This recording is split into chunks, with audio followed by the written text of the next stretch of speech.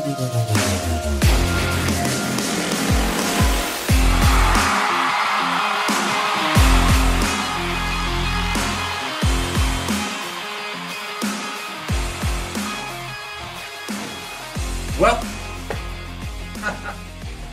man, that was something, right? You know, just when we think this team can't find another way to let us down, they managed to do it. I mean, I can't be the only one feeling this way, right? How can we still be emotionally invested? The joke is on us, right? We shouldn't have gone into this game expecting anything, and Lord forbid we expect to, win the game when we're up 33-0 at halftime, right? I know a little early for the Christmas hat, by the way, but the next time the Colts play will be after Christmas, which means the next episode I will release will be after Christmas. Figure let me spread the holiday cheer, right? Try to cheer everyone up a little bit after a day like that. So if you're new here, welcome to the Riding the Bench Colts cast, a podcast made by Colts fans for Colts fans. I'm your host, Justin Alfiero, recording live from my bedroom studio. So if you are a Colts fan looking to help out a Colts fan, shoot the video a like. That helps the cause tremendously. YouTube, algorithm, those little buzzwords. I'm happy you do it. YouTube's happy you do it. It's like a win-win situation. As for subscribing, I'd be very grateful if you did, right? In the spirit of the holidays. But at the same time, please make that decision at your own pace. If today's not the episode, totally fine. Don't want you rushing in, but subscribing is something you could do. I will be here every week doing what I'm doing today. So if you enjoy this, maybe you consider it at the end of the show. But with that, I know why you're here. You want to hear me react to the game, and I will do so, basically right now, I guess. So let's get started here. In a game like that, right, and this is the thought that's going through my mind, and I'm conflicted. Do you look at the offense, or do you look at the defense? And I don't have an answer, legitimately. That's like a genuine question. I'd be curious. Drop it in the comments. It's a tough spot, right? On one hand, the defense allowed the Vikings to overcome the biggest deficit in the history of the NFL. I mean, when's the NFL been around? Since the 1940s? I mean, my dad wasn't even alive, I mean, teams that have had a 30-plus point lead at halftime. Are you ready for this?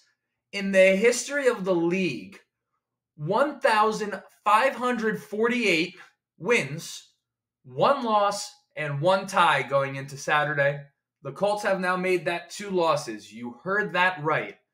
1,548 wins, 1 loss, and 1 tie. That is teams going into halftime with a 30-plus point lead, let alone 33 points, which, as I said, biggest blown lead in the history of the NFL, right?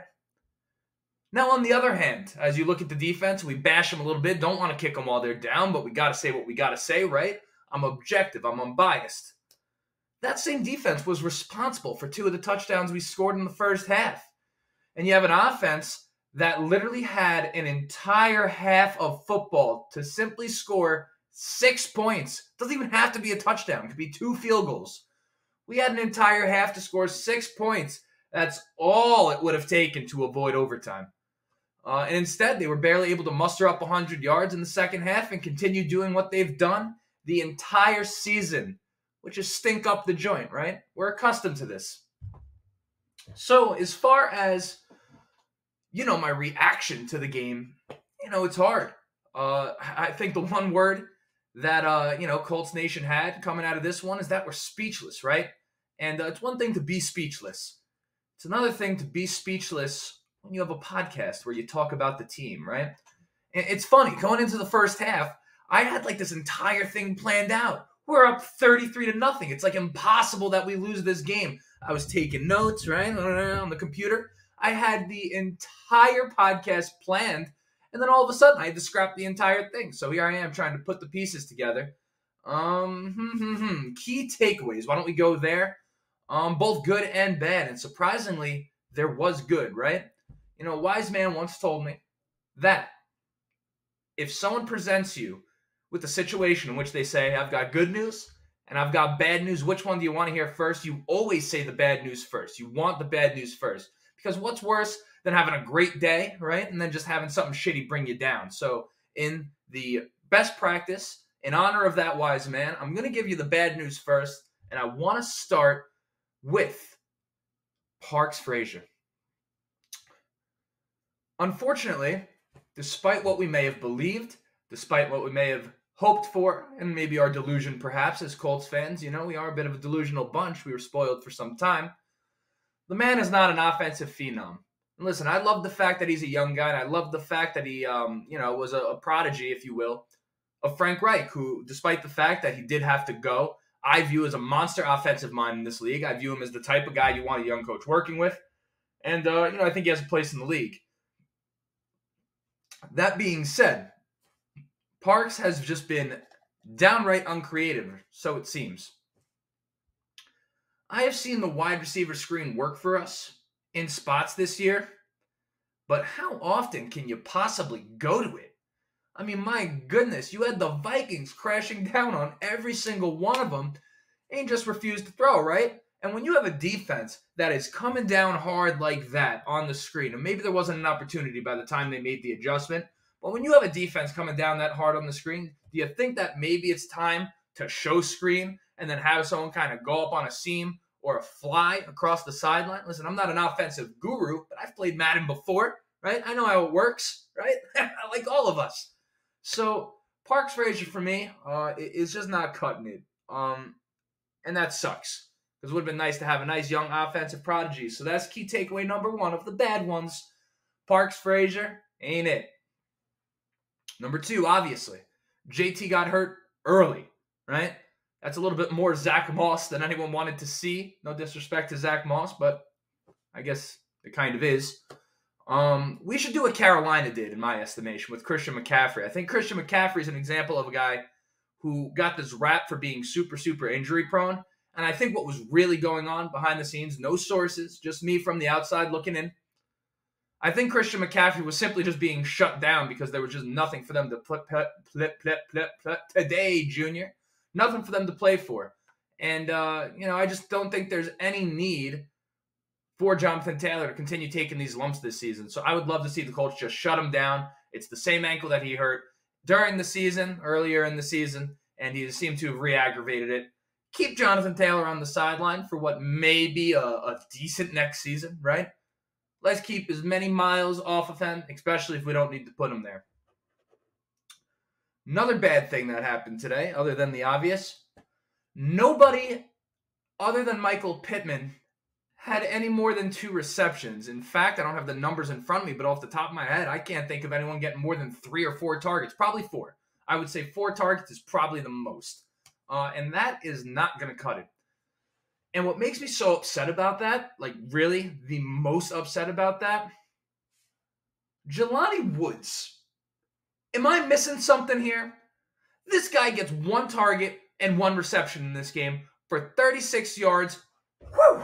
Shot out of a missile, right? Why do we refuse to get him involved? I mean, we just can't. And this goes back to Parks Frazier. We cannot string together 2 games in a row where he's part of the game plan. He, to me, is clearly just waiting to explode.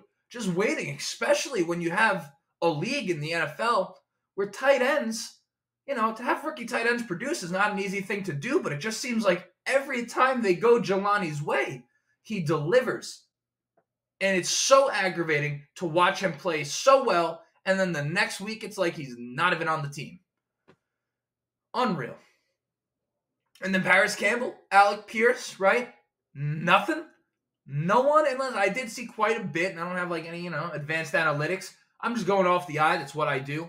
And sometimes I get stats to back it up. I did not see, where were Paris Campbell's targets, right? Where were Paris Campbell's targets? I did see quite a bit of Patrick Peterson on Alec Pierce, so maybe we'll give Pierce a break. But I mean, man, that is tough. And again, 6 points is all we needed in that second half. And, it's just the worst.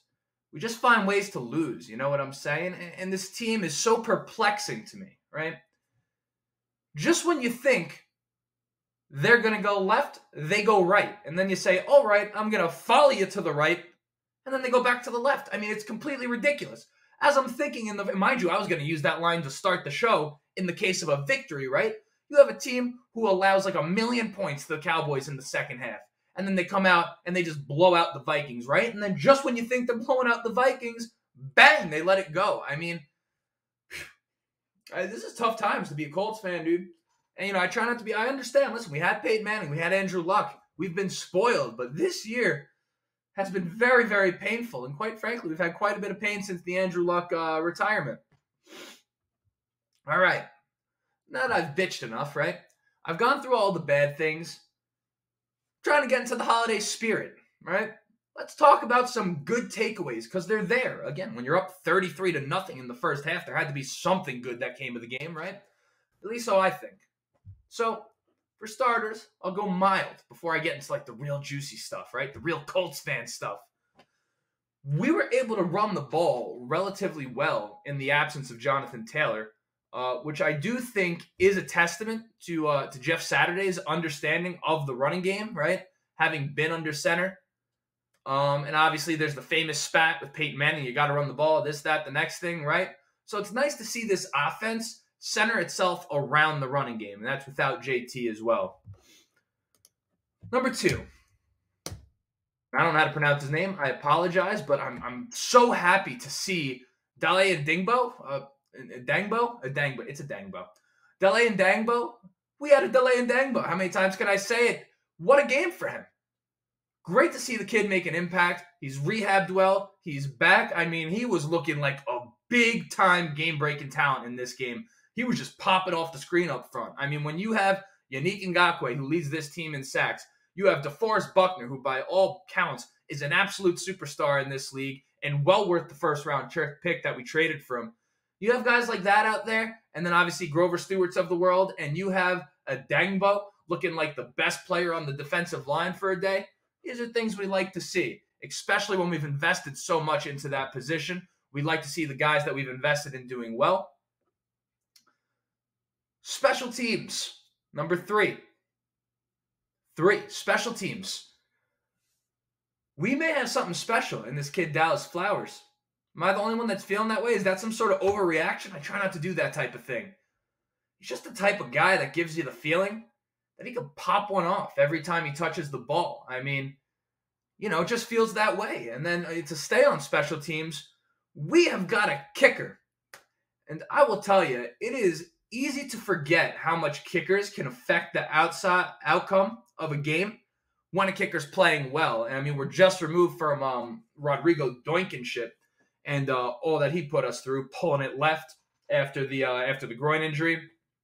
And let me tell you a funny story, just to digress a little bit from the episode. Funny story about Rodrigo Blankenship. I was watching, however many years back, a Georgia game. I was watching to see, at the time, Jake Fromm. Obviously, we don't have to go there with Jake Fromm. Point being is I was watching to see Jake Fromm, right? And the entire offensive drive, they're running the ball pretty well. They're completing some passes. And all the announcers are doing are talking about this guy Blankenship, talking about this stud kicker, right? So sure enough, first drive I watched, he gets a chance to come out and kick like a 44-yard field goal. The numbers are relevant, but it was certainly in between 40 and 50 yards. And what does he do? He pulls this thing to the left after the announcer's talking about a kicker for the entire drive. And then he gets drafted to the Colts. And I'm like, oh, this is the worst. This is that guy. And then he actually starts off good for us. But sure enough, the problem that he ended up getting cut for, essentially, was the problem that I saw him have in that one game against whoever it was, that one game for Georgia, which was pulling that kick to the left. That being said, Chase McLaughlin, absolutely spectacular. I mean, this is a guy who's put 22 of 27 kicks through the uprights this season and has been practically automatic, right? That includes 5 of 5 today, 3 extra points. I mean, that's quick math.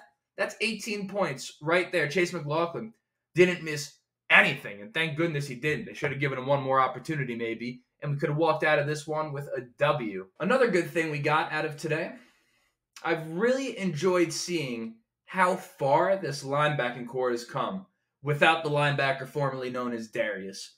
Zaire Franklin and Bobby Okereke. These are homegrown guys. Guys that nobody outside of us, Colts fans, talks about. and they deserve some love. They swarm, they first force turnovers. They've really developed tremendously for us over the past few years. So I'd really like to see that.